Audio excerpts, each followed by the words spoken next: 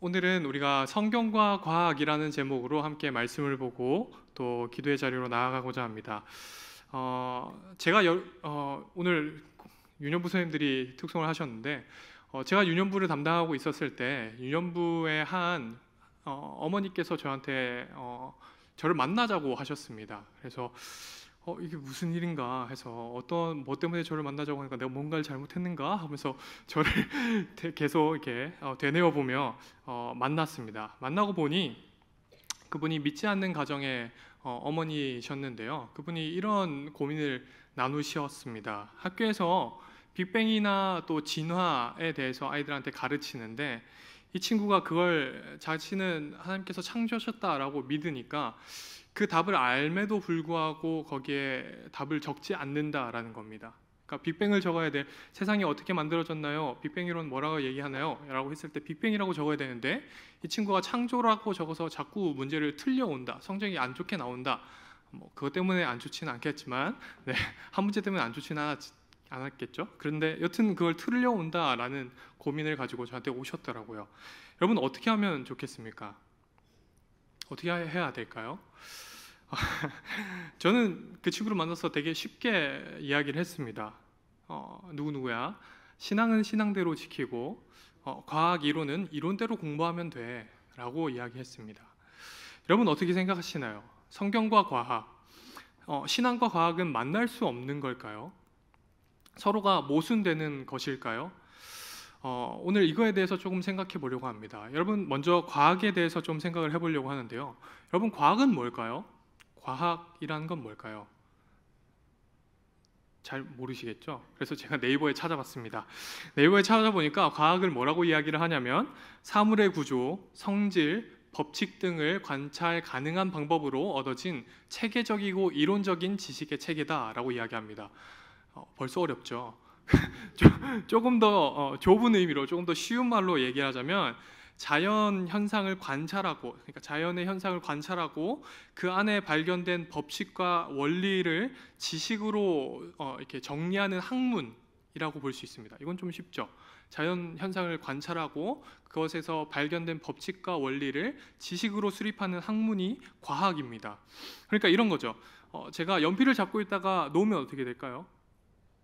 떨어지죠. 네. 그러면 이걸 처음 발견한 사람은 다른 물체들도 과연 떨어질까? 하고 연필을 잡다 떨어뜨렸으니 옆에 있던 지우개를 잡고 놓으니까 떨어지더라라는 겁니다. 그래서 여러 가지 실험을 통해 이것이 우리가 지구상에 있는 물질들이 놓으면 떨어진다라는 걸 발견한 거죠. 그걸 뭐라고 하죠? 두 글자로 중력이라고 합니다. 그걸 발견한 사람이 뉴턴이죠.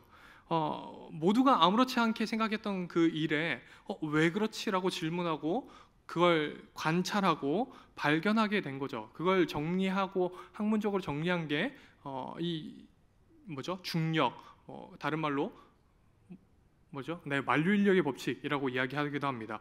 물론 그 만류인력의 법칙이라는 게 이렇게 단순히 떨어지는 게 아니라 질량을 가진 두 물체가 이렇게 서로 끌어당기는 힘이 있다라는 그런 건데 그것까지 얘기 안 해도 되겠죠, 그렇죠?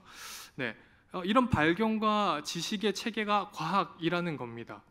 우리는 이런 과학의 혜택을 사실 많이 누리고 있습니다. 전기도 과학이죠, 그렇죠? 제가 이렇게 마이크에 말을 하면 마이크가 전기를 타고 이렇게 흘러가가지고 어디로 나오죠? 스피커로 아주 큰 소리로 제가 이렇게 얘기하면 잘 안 들리시는데. 잘 들리시나 보네요. 이렇게 얘기하면 잘 들리는 것처럼 이렇게 우리는 과학의 혜택을 보고 있습니다. 여러분 우리 본당의 건물에 사랑으로 이런 모양으로 지은 것도 과학적인 원리가 담겨져 있죠. 소리가 잘 퍼질 수 있도록 공간을 만든 겁니다. 건축에도 과학이 담겨져 있죠. 또 어떻게 힘을 많이 받을 수 있을 것인지 또 얼마나 기둥을 놔야 될 것인지 그런 것들도 다 과학적인 연구를 통해서 짓게 됩니다. 여러분 그것뿐만일까요? 제가 이 설교를 준비하면서 과학에 대해서 엄청나게 많이 봤는데 그 뭐죠? 저희가 가장 어려운 과학이라고 해야 될까요? 좀 수준 높은 과학을 쓰는 게 GPS라고 하더라고요. 그 상대성 이론 들어보셨죠? 상대성 이론을 적용시킨 게 GPS라고 합니다. 여러분들 핸드폰 들고 계시죠? 그리고 또 우리가 내비게이션 쓸 때 GPS를 안 쓸 리가 없잖아요, 그렇죠? 그래서 여러분들은 우리는 사실 아무렇지 않게 이 과학의 혜택을 너무나도 많이 보고 있습니다.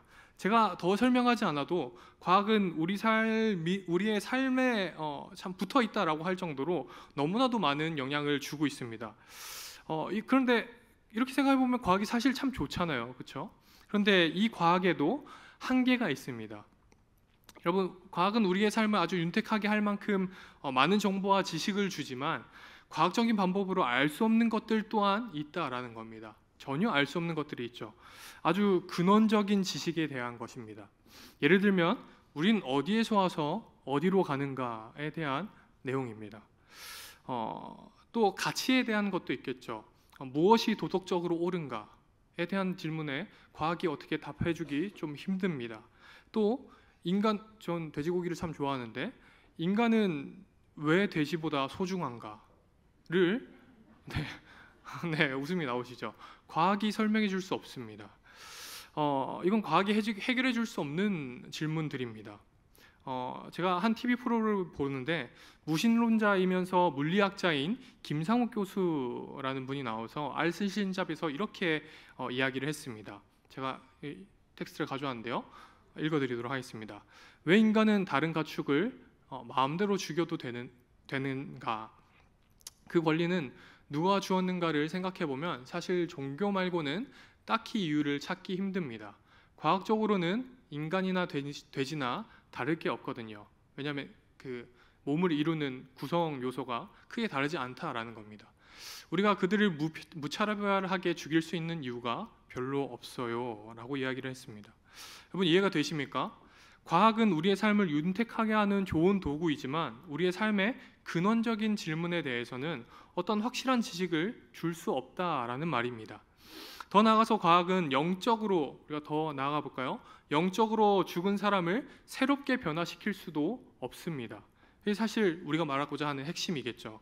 이 말은 결국 과학은 진리가 아니다라는 이야기를 하는 겁니다. 과학은 진리가 아닙니다. 하나님의 존재를 과학적으로 풀어낼 수도 없습니다. 하나님을 실험하거나 관찰해 볼 수 없으니까요. 하나님의 존재는 과학이 아니라 신앙, 믿음의 영역에 있다라는 겁니다. 결국 과학의 한계는 가치나 도덕이나 어떤 윤리나 신학의 영역에 있어서 할 말이 없다라는 게 과학의 한계입니다. 그럼 처음으로 돌아와서 성경과 과학은 모순이 될까요? 아직 잘 모르시겠죠? 아닙니다.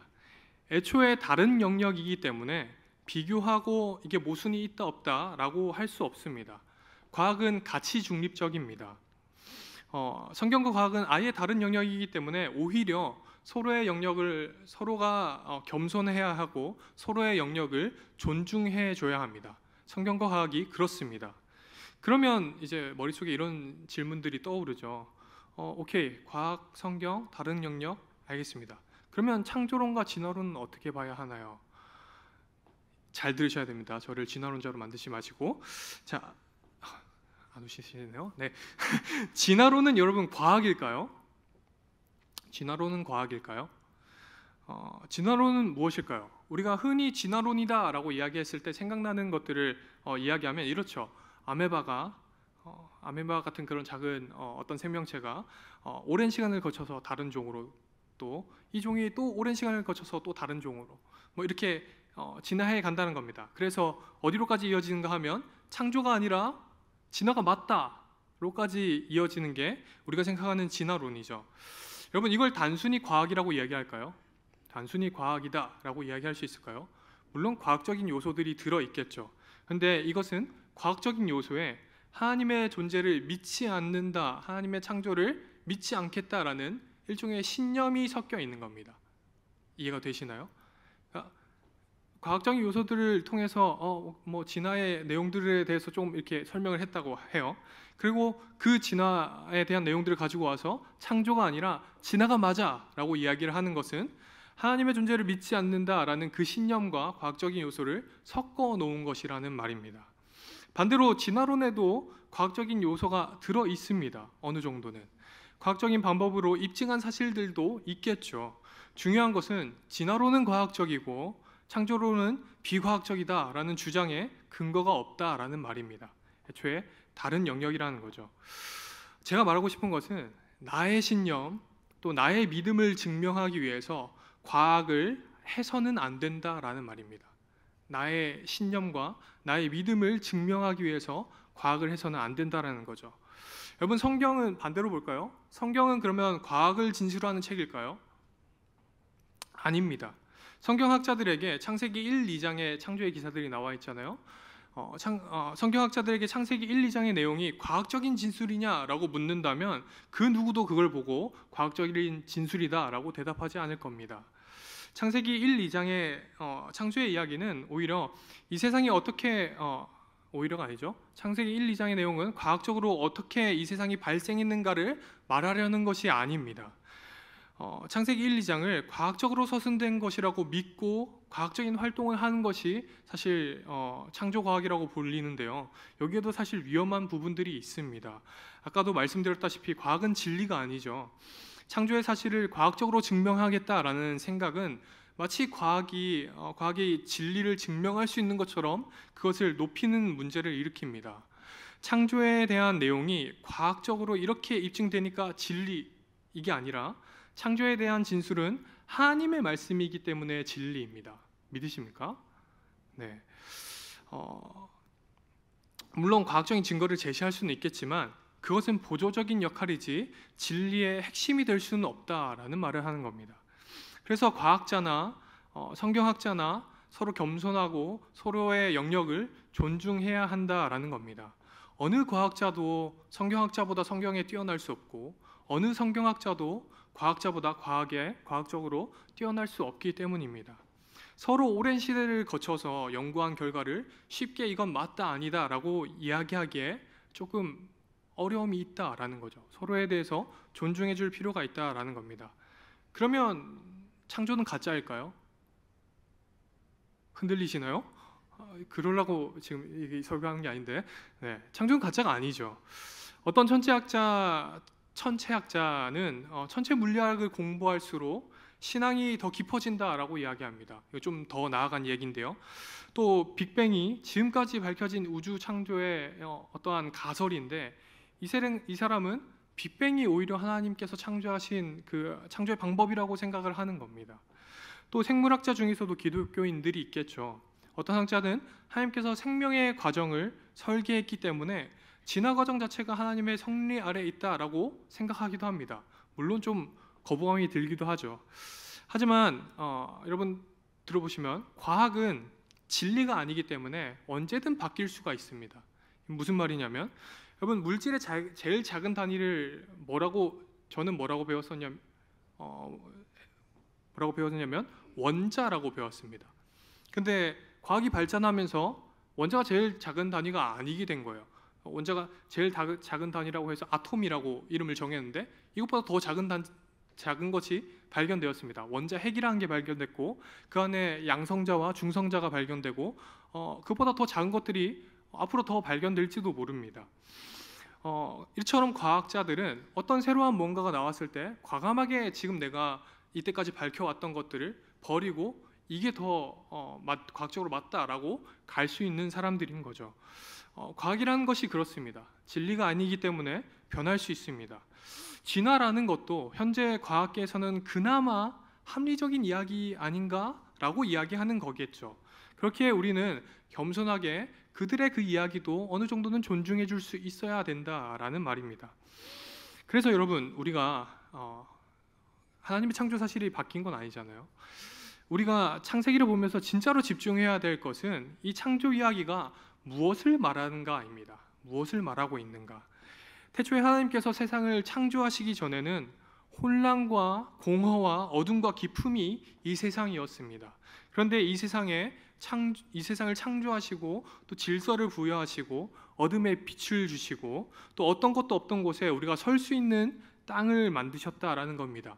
어둠에서 빛으로 혼돈에서 질서로 하나님께서 이 세상을 운영하시는 창조를 하셨다라는 겁니다. 그것이 너무나도 아름답고 너무나도 좋고 너무나도 선하다라고 이야기하셨습니다. 우리의 근원이 여기에 있다라는 게 핵심인 거죠. 하나님께서 우리를 창조하셨고 우리의 주인이 되신다라는 말입니다. 이 말씀을 여러분, 이 말씀이 창세기의 말씀이 누구한테 1차적으로 주어졌죠? 이제 출애굽한 이스라엘 백성들, 애굽의 종으로서 이제 정체성을 다 잃어갔던, 하나님의 백성의 정체성을 다 잃어갔던 이 이스라엘 백성들에게 내가 온 세상을 창조했고 내가 너희도 창조했어, 너희는 내 백성이야 라고 스스로를 드러내신 장면입니다. 이 하나님의 창조를 믿는 사람은 흐트러지고 혼돈스러운 나의 하루에도 질서가 생길 것이라는 믿음을 가지게 됩니다. 오늘도 보잘것없는 내 안에 아름답고 선한 것을 만들어 가시는 분은 하나님뿐이라는 고백을 하는 겁니다. 이것이 창조가 전하는 메시지입니다. 목사님, 그래서 결론이 뭡니까? 성경과 과학은 놀랍게도 서로 모순될 수 없다라는 겁니다. 과학이 하나님의 창조 세계의 이 법칙과 원리를 연구하고 발견하는 것이라면 분명 과학은 희미하게나마 하나님을 가리키고 있을 겁니다. 물론 지금은 잘 모를 수도 있겠죠. 더 발전해야 더 명확하게 드러날 수도 있겠습니다. 우리가 조심해야 할 것은 하나님은 절대 존재하지 않으셔, 혹은 하나님은 반드시 존재하셔 라는 것을 입증하기 위해서, 그러기 위해서 과학을 해서는 안 된다라는 겁니다. 나의 신념의 증거로 과학을 삼으려 하면 문제가 생긴다라는 거죠. 과학으로 바라봐서는 안 된다라는 겁니다. 성경을 말입니다. 오히려 과학을 있는 그대로 겸손하게 바라보고 존중해야 될 필요도 있다라는 이야기를 하고 싶은 겁니다. 이런 자세가 없이 성경과 과학을 엮으려고 한다면, 통합해 보려고 한다면 그것은 아주 위험한 일입니다. 성경의 믿음에 대해서, 또 이성에 대해서 말하는 부분이 있는데요. 믿는 것과 아는 것에 관해서 성경은 오늘 본문에 이렇게 이야기를 하는데요. 다시 한번 읽어볼까요? 한번 네, 시작. 우리가 다 아는 일의 하나가 되어 장성한 분량이 충만한 데까지 이르리니. 아멘. 성경은 우리가 믿는 것과 아는 것의 하나가 되어야 하는데 그 기준을 과학이라고 제한하지 않고요, 하나님의 아들이라고 제안을 합니다. 우리가 아는 것과 믿는 것에 하나가 되어야 되는데 그 기준은 하나님의 아들 예수 그리스도다라고 이야기합니다. 우리가 예수님을 아는 것과 믿는 것에서 하나가 되어야 된다라는 이야기를 하는 거죠.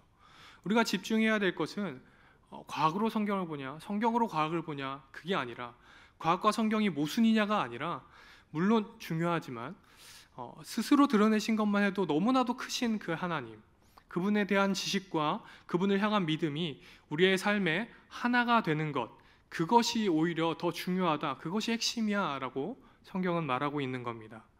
이런 우리들이 되기를 축복합니다. 정말 진리가 무엇인지도 모르고 하나님을 알지 못하는 이 세상 속에서 이성과 과학으로 모든 것을 해석하려고 하는 이 세상 속에서 그 모든 것을 뛰어넘으시는 하나님을 드러내는, 삶으로 하나님을 드러내는 우리가 되기를 소망합니다. 과학을 접하면서도 하나님께서 지으신 놀라운 이 세상의 질서를 발견하고, 또 때로는 이해하지 못할 그 크신 하나님을 찬양하는 그런 저와 여러분들이 되기를 축복합니다.